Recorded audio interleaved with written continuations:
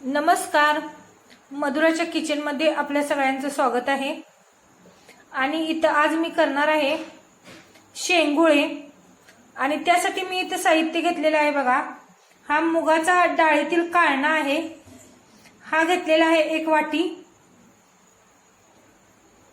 आणि हा तुरीच्या डाळीतील काळणा आहे, तो सुद्धा 1 वाटी घेतलेला आहे। आणि माझ्याकडे हरभऱ्याच्या डाळीतील काळणा नाही, म्हणून मी बाइंडिंग देण्यासाठी हरभऱ्याच्या डाळीचं पीठ घेतलेलं आहे 2 चमचे गच्च भरून। आणि त्याच्यात घालण्यासाठी मी साहित्य घेतलेलं आहे बघा। हळद अर्धा चमचा, ओवा अर्धा चमचा, धनेपूड अर्धा चमचा आणि जिरे चेचून घेतलेला आहे अर्धा चमचा। आणि इथं पाऊण चमचा मीठ, 2 टेबलस्पून तिखट आणि थोडीशी कोथिंबीर चिरून घेतलेली आहे। आता इथं मी 1 वाटी पाणी घेऊन त्याच्यामध्ये तिखट, मीठ आणि कोथिंबीर मिक्स करून घेतलेले आहे। हे बघा, पाण्यामध्ये तिखट मीठ मिक्स केल्यामुळे पिठामध्ये व्यवस्थित ते मिक्स होते। आणि याच्यामध्ये मी आता मिक्स करणार आहे जो पचनास आणि सुगंधास उपयुक्त असा ओवा आणि जिरे आणि धनेपूड आणि हळद आणि बेसन पीठ, हे सर्व मी या मिश्रणामध्ये मिक्स करून घेणार आहे कोथिंबीर आणि तिखट मिठाच्या।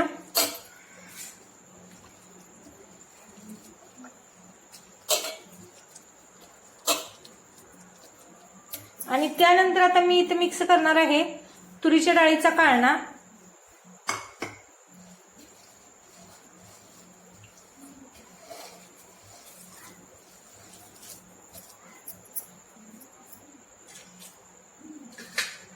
आणि नंतर मिक्स करणार आहे मी मुगाच्या डाळीचा काळणा।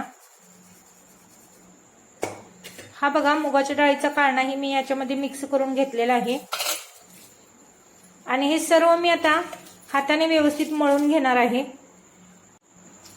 आणि आता हे पीठ थोडंसं मळून झालेलं आहे।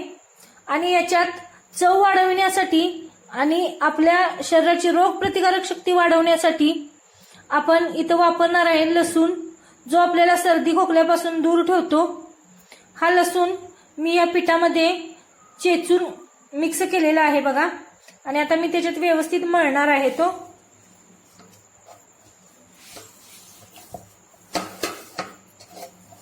आता मी जे 1 वाटी पाणी घातलं होतं त्याच्यात माझं पीठ मळून झालेलं आहे, परंतु हे पीठ घट्ट झालेलं आहे। आणि हे काळण्याचं कोंड्याचं पीठ असल्यामुळं हे फुगून येतं, त्यामुळे हे थोडंसं ओलसर मळावं लागतं। म्हणून मी ह्याच्यात आणखी थोडंसं पाणी अंदाजे ऍड करणार आहे। पाव वाटी पाणी होईल एवढं पाणी मी आता याच्यामध्ये ऍड करणार आहे। आणि हे पीठ मी पुन्हा चांगलं मळून घेणार आहे। आता हे बघा, परातीमध्ये माझं पीठ मळून झालेलं आहे। आणि याचा पीठ मळतानाच एवढा सुंदर वास सुटलेला आहे की कधी एकदा हे शेंगुळे करते आणि खाण्यासाठी घेते असं वाटत आहे। खरोखर मस्त या कॉम्बिनेशनचा हे मुगाचा काळणा, तुरीचा काळणा आणि हरभऱ्याचं पीठ, त्याच्यात लसूण आणि कोथिंबीर घातल्यामुळे ह्याचा वास खूप छान येतोय। आणि शिजल्यानंतर आणि छान होणार आहे हे। आणि आता हे आपल्याला 15 मिनिटं पीठ भिजण्यासाठी ठेवावं लागणार आहे। आणि त्याच्यानंतर आपण त्याची शेंगुळी बनवणार आहोत।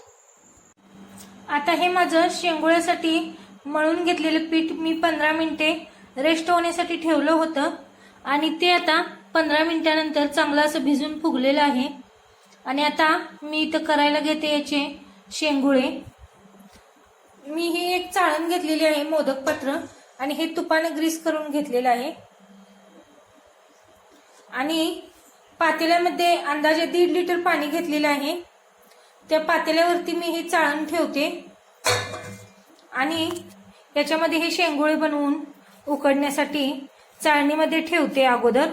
आणि नंतर सगळे शेंगुळे तयार करून झाल्यानंतर पातेलं गॅसवरती ठेवणार आहे आणि गॅस चालू करणार आहे। आता मी फक्त इथं खालीच हे पातेलं त्याच्यावरती चाळण ठेवलेलं आहे आणि हे शेंगुळे बनवून चाळणीमध्ये ठेवत आहे।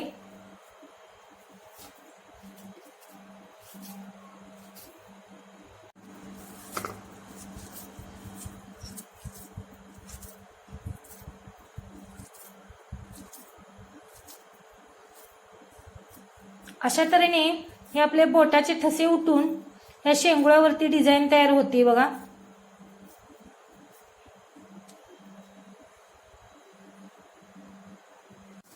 हे बघा, हे पीठ कणीदार असं कळणं असल्यामुळे ह्याच्या दोन्ही हाताने लोळ्या वगैरे होत नाहीत, तुकडे पडतायत.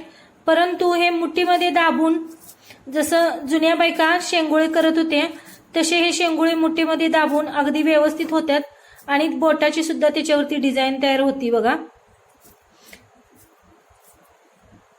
ओरिजिनल शेंगुळे हे कोंड्यापासून कळण्यापासून अशा प्रकारचे असतात. हे आपण व्हिडिओमध्ये पाहू शकताय.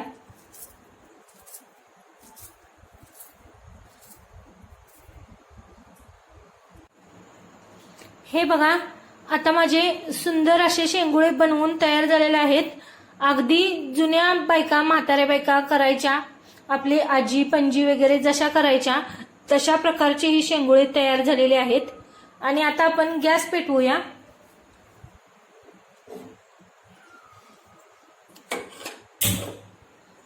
आणि ही गॅसवरती हे शेंगुळे मी चाळणीमध्ये ठेवलेलं आहे आणि खाली पातेल्यामध्ये 1.5 लिटर पाणी घेतलेलं आहे. हे पातेलं आणि त्याच्यावरती ही चाळण ठेवून हे असंच गॅसवरती ठेवूया.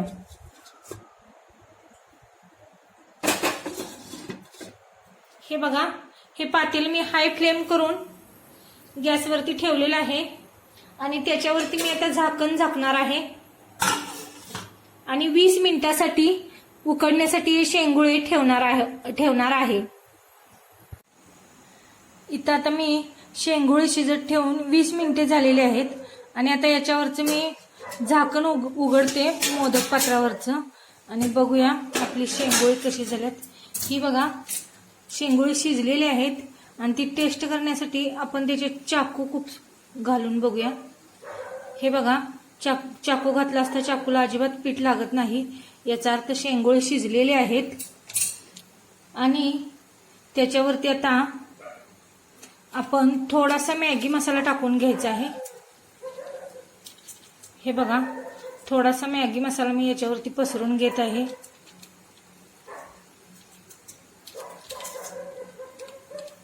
आणि फक्त 5 मिनिटे झाकून ठेवत आहे.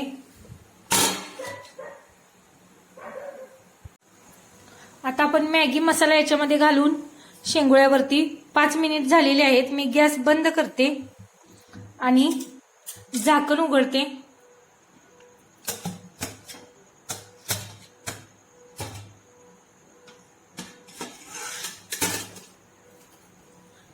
हे बघा, सुंदर असे आपले शेंगोळे तयार झालेलेच आहेत शिजून. आणि त्याच्यानंतर मॅगी मसाला टाकून ही मॅगीचा फ्लेवर त्याच्यामध्ये उतरलेला आहे आणि सुंदर असा घमघमाट सुटलेला आहे शेंगोळ्यांचा आणि चव ही खूप छान आहे. तुम्ही असेच करून बघा आणि त्याची टेस्ट जाणून घ्या किंवा माझ्याकडे खायला या.